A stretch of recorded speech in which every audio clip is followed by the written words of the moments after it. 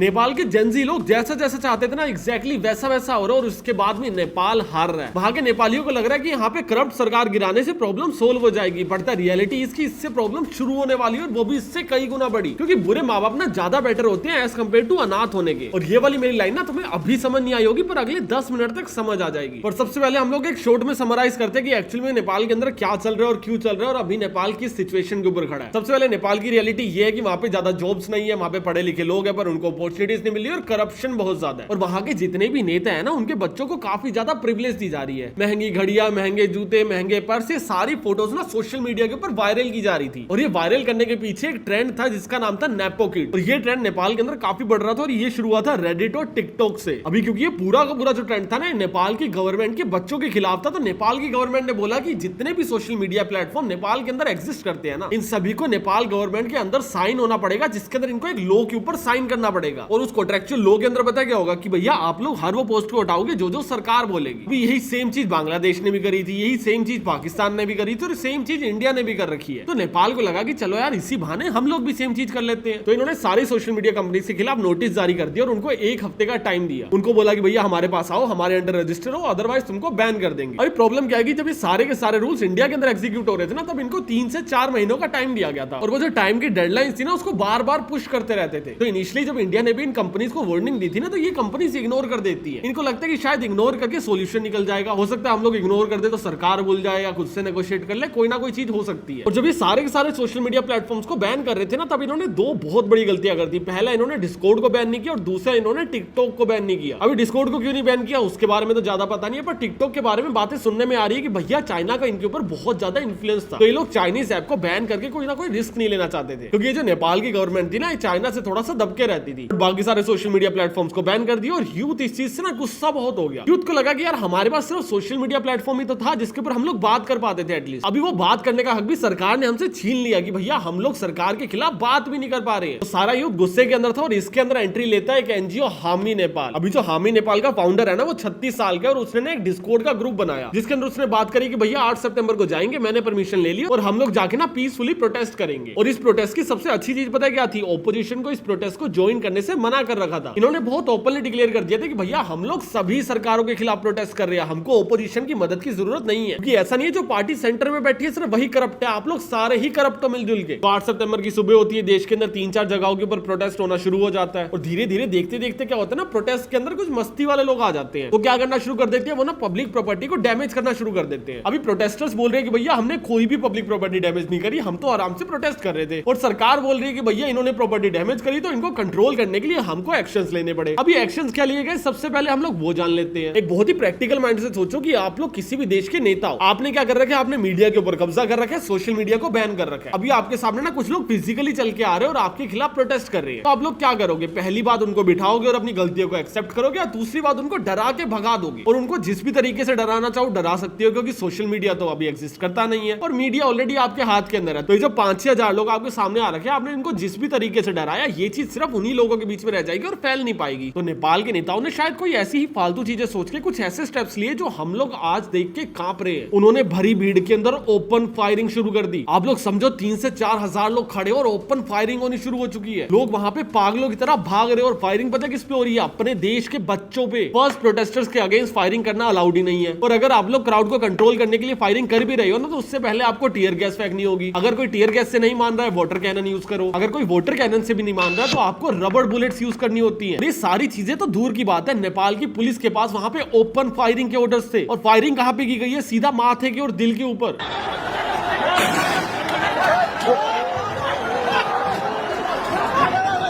और सिर के ऊपर फायर करना रूल्स के खिलाफ है। और मैं नेपाल के रूल्स की बात नहीं कर रहा हूं, मैं इंटरनेशनल रूल्स की बात कर रहा हूं। उस दिन स्कूल यूनिफॉर्म्स के अंदर 19 से ज्यादा बच्चे मर गए, इतनी हुड़दंग मची, इतने लोग भागे, 400 से ज्यादा लोग घायल हो गए। और जो चीज सरकार को लगी थी कि भाई ये बातें तो यहाँ की यहाँ दब जाएगी, वो वहां नहीं दबी। और उसके सिर्फ 2 ही रीजन है। पहली बात एक लूप होल की भैया आप लोगों ने टिकटॉक को अनबैन छोड़ दिया था, और दूसरा कि आप लोग आज की जनरेशन को इंटरनेट यूज करने से नहीं रोक सकते, क्योंकि उनको वीपीएन के बारे में पता है। नेपाल के अंदर इंस्टाग्राम बैन था, फिर भी जितने लोग डेली इंस्टाग्राम वैसे यूज करते थे ना, से ज्यादा लोग वीपीएन लगा के यूज कर रहे थे। और वहां के एजेंसीज ने अपनी सरकार को एक्सपोज किया, इंटरनेशनल मीडिया को टैग किया, कंटेंट क्रिएट किया कि भैया हम लोग फंसे हुए हैं, इंटरनेशनल मीडिया थोड़ा इंटरफेयर करो। Urgent call for help from Nepal. Namaste everyone. We are the people of Nepal and we do not feel safe in our own country. क्योंकि जिस टाइम पे सारे के सारे राइट्स चल रहे थे, इंडिया जैसी कंट्रीज को या फिर इंटरनेशनली लोगों को पता तो था कि राइट्स चल रही है, पर हमें लग रहा था कि भैया ये राइट्स इसलिए चल रहे हैं क्योंकि वहां पे सोशल मीडिया बैन हो गया और वहां के यूथ ने वहां पे घेरा बना लिया। अब सरकार बेचारी क्या ही करे, पर वहां पे जेंजी बच्चे आ गए, उन्होंने कंटेंट क्रिएट किया और बोला कि भैया हम लोग करप्शन के खिलाफ है। और ये जो मैं स्टोरी सुना रहा हूँ ना, मैं इस स्टोरी के अंदर सिर्फ यहीं तक ही बच्चों का साथ दे सकता हूँ, क्योंकि इसके बाद साथ दूंगा तो मैं अपने आप को मुंह नहीं दिखा पाऊंगा। सबसे पहले वहां की सरकार ने एक चीज करी और वो है एक्सट्रीमिज्म। मैं हमेशा बोलता आया हूँ, पिछले काफी एपिसोड्स में बोला है कि भैया एक्सट्रीमिज्म किसी भी हद में, किसी भी कंडीशन में, कहीं भी करो गलत है। 19 बच्चे मरे, 400 लोग घायल हुए, अभी शायद जो नंबर है मरने वाले लोगों का वो 22+ हो चुके हैं, पर 22 से ज्यादा लोग मर चुके हैं। और ये सारी की सारी चीजें एक्सट्रीमिज्म के अंदर आ रही है। उसके बाद सोशल मीडिया के ऊपर कंटेंट बना, एक्सट्रीमिज्म को प्रमोट किया गया और क्या होना था, आउटरीच। अभी एक्सट्रीमिज्म दिखाई स्टूडेंट्स ने। फर्स्ट उन्होंने अपने देश का पार्लियामेंट जला दिया, ठीक है, सरकारी प्रॉपर्टी है, सुप्रीम कोर्ट जला दिया, ठीक है, सरकारी प्रॉपर्टी है, पीएम का घर जला दिया, ठीक है, नहीं फर्क पड़ता होगा, प्रेसिडेंट का भी घर जला दिया। और सिर्फ इतना ही नहीं, ओपोजिशन के अंदर जो लीडर्स बैठे थे उनके भी घर जला दिए। और इससे भी थोड़ा आगे बढ़ो, इन्होंने पुलिस स्टेशन भी जला दिए इस गुस्से के अंदर कि पुलिस वालों ने हमारे ऊपर अटैक किया था। और अभी जब तक ये पुलिस स्टेशन जले थे ना, तब तक इनकी सारी मांगे पूरी हो चुकी थी। सोशल मीडिया के ऊपर से बैन हट चुके थे और जितने भी नेता पावर के अंदर थे सब ने रिजाइन दे दिया था, इंक्लूडिंग देयर प्राइम मिनिस्टर। हर किसी बंदे ने रिजाइन दे दिया था और प्राइम मिनिस्टर तो देश छोड़ के भी भाग गया। तो जिन जिन लोगों ने आपके ऊपर अटैक किया, आपने उनकी प्रॉपर्टीज को डैमेज कर दिया। जिससे रिजाइन चाहते थे उसने रिजाइन कर दिया, जिस करप्शन को आप हाथ में लेना चाहते थे आपने उस करप्शन को हाथ में ले लिया, और आपको जो सोशल मीडिया बैन था उसको भी हटा दिया कि तो आपको रुक जाना चाहिए, राइट। ऑल्दो आपने जो सारी चीजें करी और वो जो 19 लोग मरे थे उसको जस्टिफाई नहीं करेंगे, बट अगर आप लोग इसके बाद भी कुछ करोगे तो उससे भी वो 19 लोग वापस नहीं आने वाले हैं ना। बट क्योंकि इतनी बड़ी भीड़ थी और उनके हाथ में पावर थी, तो उसके बाद क्या हुआ, प्राइवेट मॉल जला दिए गए जिसमें से कुछ इंडियन लोगों के थे, प्राइवेट सुपर मार्केट जला दी गई जिससे ये लोग खुद जाके सामान खरीद के आते थे। जो वहां पे प्राइवेट कंपनी थी, जो एक न्यूज चैनल का हेडक्वार्टर था, उसको भी जला दिया। एक रिपोर्ट ये भी आ रही है कि ये लोग भाग के मंदिर के ऊपर अटैक करने गए थे, पर मिलिट्री ने इनको रोक लिया। बट इन्होंने होटल्स जला दिए, कॉलेजेस जला दिए और उसके साथ साथ में जेल भी जला दिए। और जेलों को जला के क्या किया, जितने भी क्रिमिनल्स जेल के अंदर थे उन सबको बाहर निकाल दिया। आप लोग एंटी करप्शन के लिए फाइट कर रहे थे, तो आपने जेल के अंदर जो क्रिमिनल्स थे उनको बाहर क्यों निकाला। नेपाल के अंदर डेप्यूटी पीएम और फाइनेंस मिनिस्टर को सड़क पे लोगों ने पीट दिया। ये जो तुम लोग वीडियो देख रहे हो ना, ये वहां के फाइनेंस मिनिस्टर की है। और खैर यार, इनको तो सिर्फ पीटा ही है ना, नेपाल के फॉर्मल पीएम की वाइफ को इन्होंने जिंदा जला दिया। और ये सारी चीजें पता कब हो रही है, जब इनकी सारी की सारी मांगे पूरी हो चुकी है। एंड तुम्हें पता है ये चीज यहाँ नहीं रुकेगी, अभी और बढ़ेगी, क्योंकि पावर पहले गलत लोगों के हाथ में थी और अभी की डेट में और भी गलत लोगों के हाथ में है। जैसे मैंने वीडियो की शुरुआत में बोला था, अगर आपके माँ बाप घटिया है ना तो चलेगा, एटलीस्ट अनाथ होने से तो बेटर ही है। जो लोग पहले बैठ के आपका देश चला रहे थे ना, वो घटिया जरूर होंगे। और आपको लगता होगा कि यार ये कमी है, वो कमी है, वो कमी है, पर आप लोग देश नहीं चला सकते हो जनाब। और अभी न्यूज निकल के आ रही है कि ये लोग स्टूडेंट यूनियन का कोई नेता बनाने वाले हैं प्रेसिडेंट, या फिर क्या होगा कि बहुत ही क्रेजी पावर शिफ्ट होगी। बट पावर अगर किसी ऐसे आदमी के पास जाएगी ना जिसके पास कम से कम 5 या 6 साल का पॉलिटिकल एक्सपीरियंस नहीं है, तो बहुत ज्यादा कांड होने वाले हैं। क्योंकि जो चीज अभी नेपाल के अंदर हुई है ना, नेपाल में तो इतनी सी हुई है भाई, लाइव एग्जांपल तुम्हारे सामने। तुम लोग बंगाल में देखो ना क्या हुआ था, बंगाल में एकदम सेम चीज हुई थी। वहां के लोगों ने मिलकर उसकी पीएम को देश छोड़ के भगा दिया था। 13 महीने हो चुके हैं, आज तक वहां पे गुंडा राज चल रहा है। 13 महीने हो चुके हैं, आज तक वहां पे री इलेक्शंस नहीं हुए। क्यों नहीं हुए? क्योंकि एक स्ट्रक्चर फॉर्मेट से बाहर आ चुके हैं सारे। और नेपाल अभी इस खतरे के अंदर मंडरा रहा है, क्योंकि वहां पे सारे के सारे बच्चे हैं, गर्म खून है, उनको जो बोला जाएगा वो लोग कर देंगे। उनको बस अभी मजा आ रहा होगा कि भैया हम लोगों ने प्रधानमंत्री के ऊपर कंट्रोल पा लिया, हमने देश जीत लिया। अभी जीते हुए देश को कैसे संभालना हम लोगों को नहीं आता है। हर किसी को लगता है कि भैया मैं सामने वाले आदमी से ज्यादा समझदार हूं, बट इन रियल अगर मुझे भी आज देश चलाने को मिल जाए, भाई मुझे चलाना नहीं आता है। मुझे जो काम आता है मैं कैमरा के सामने बैठ के कर रहा हूं। ऐसी वहां पे जो बच्चे हैं उनको भी देश चलाना नहीं आता है। अभी जो एक्चुअल में नेपाल की हालत है, देखते हैं कि राइट्स कब तक ठंडे होंगे, पर जब भी ठंडे होंगे उसके बाद नेपाल 3 डायरेक्शन के अंदर जा सकता है। पहली डायरेक्शन है री इलेक्शन। अभी री इलेक्शन जितनी जल्दी हो जाए और जैसे भी हो जाए ना, उतना बेटर है। अगर कोई भी नेपाल के लोग ये वीडियो देख रहे हो और अगर कोई हायर डेजिग्नेशन वाला बंदा ये वीडियो देख रहा है और उसको नेपाल की केयर है, तो भाई इलेक्शंस करवा लो। क्योंकि एक बार 3-4 महीने पड़ जाएंगे, कोई भी पावरफुल आदमी आएगा, अपनी गद्दी के ऊपर बैठ जाएगा और नहीं हिलेगा। या तो वहां पे री इलेक्शंस होंगे और सारी की सारी चीजें धीरे धीरे स्टेबल हो जाएंगी। और अगर री इलेक्शंस नहीं हुए तो 2 चीजें हो सकती है, या पावर जाएगी स्टूडेंट्स के हाथ में, या जाएगी मिलिट्री के हाथ में, या फिर जाएगी दोनों के हाथ में। अभी स्टूडेंट्स के हाथ में पावर है तो तुम लोग देख ही रहे हो क्या हो रहा है देश में, कितने लोग कैसे सेफ फील कर रहे हैं, तुम लोग खुद देख सकते हो वीडियोस के अंदर। हाँ, कुछ लड़के हैं जो सामने आके लड़ाई कर रहे हैं, हाँ कुछ लड़के हैं जो राइट्स के ऊपर बात कर रहे हैं, पर कितना ज्यादा, ऑलमोस्ट पूरा का पूरा देश जला चुके हैं ये लोग। पार्लियामेंट की क्या गलती थी, मॉल की क्या गलती थी, अरे मार्केट की क्या गलती थी भाई, लोकल मार्केट जला दी। क्यों? क्योंकि मजा आ रहा होगा। और ये जो मैं क्रिटिसाइज कर रहा हूँ ना, ये फालतू में नहीं कर रहा हूँ। तुम लोग बांग्लादेश का रियल एग्जांपल लेके देख लो। बांग्लादेश के अंदर सिविल राइट्स पिछले साल हुए थे, 13 महीने हो चुके, इलेक्शन नहीं हुए। तो 13 महीने से बांग्लादेश को कंट्रोल कौन कर रहा है एक्चुअल में। जो अभी उस देश को कंट्रोल कर रहा है उसका नाम है मोहम्मद यूनुस, और रिपोर्ट्स के अकॉर्डिंग कहा जाता है कि भैया ये आदमी सिर्फ और सिर्फ नाम का कंट्रोल कर रहा है। एक्चुअल में जो रियल पावर है वो है वहां के स्टूडेंट्स के पास और मिलिट्री के पास, और एक बार मिलिट्री के पास ज्यादा पावर आ जाती है तो मिलिट्री अपनी पावर छोड़ के राजी नहीं होती। और इसका बहुत बढ़िया लाइव एग्जांपल तुम लोग पाकिस्तान के अंदर देख सकते हो। पाकिस्तान के जितने भी लगे हुए हैं ना उसका 60% कारण तो ये मिलिट्री वाले ही है। अभी बांग्लादेश के रियल हाल पता है तुम्हें क्या चल रहे हैं? जब बांग्लादेश स्टेबल था ना तब इनकी जीडीपी ग्रोथ 8% की थी। पिछले साल इनकी जीडीपी ग्रोथ 4.2% की थी, और इस साल पता कितनी आई है? 3.8% की। वहां पे इतना बुरा हाल है आज की डेट में कि 9 बजे के बाद कर्फ्यू डिक्लेयर कर दिया जाता है। 13 महीने हो चुके उस बात को, आज भी 9 बजे के बाद कर्फ्यू है। वहां पे पुलिस एग्जिस्ट नहीं करती है, पुलिस को रिप्लेस कर दिया है आर्मी ने। हर चेक पोस्ट के ऊपर आर्मी खड़ी है। स्टूडेंट्स प्रॉपर्ली गुंडागर्दी के ऊपर आ चुके हैं। वहां पे कितने केसेस आ रहे हैं मॉब लिंचिंग के, तुम लोग सोच भी नहीं सकते हो। कितने हिंदुओं को मारा जा रहा है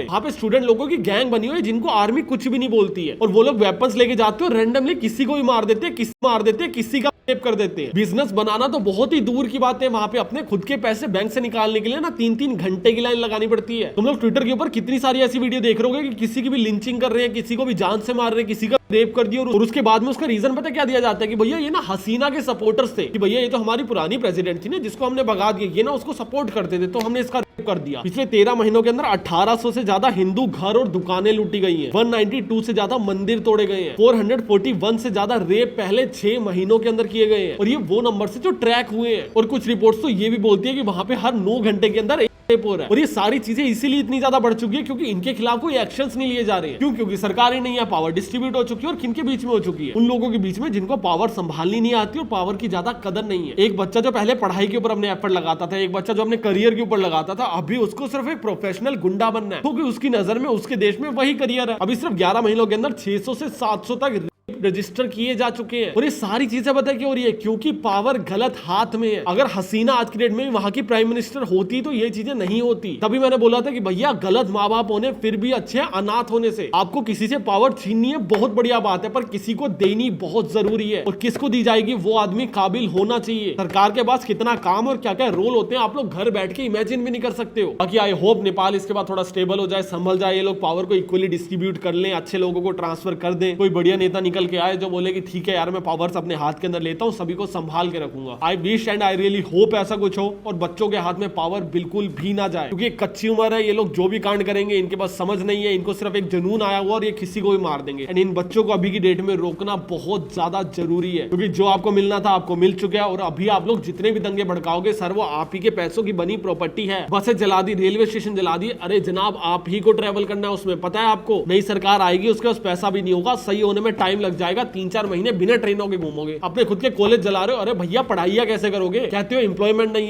है, अरे जहां पे जाके पढ़ना वो कॉलेज भी नहीं छोड़ोगे क्या? आप लोगों ने जो जंग जीतनी थी आप लोग जीत चुके हो। अगर ये वीडियो देख रहे हो तो संभल के चलो और थम जाओ, बहुत हो गया, थम जाओ।